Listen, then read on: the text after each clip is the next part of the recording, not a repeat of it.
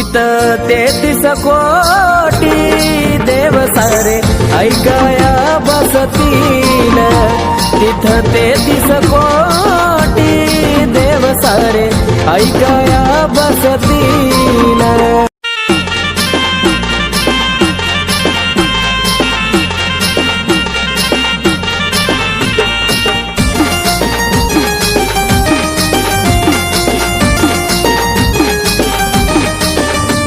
जे कुणी मनापासून नवनाथ ग्रंथ वाचतील.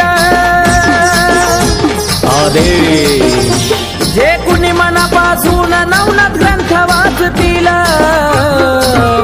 तिथं 33 कोटी देव सारे ऐकाया बसतील. तिथं 33 कोटी देव सारे ऐकाया बसतील.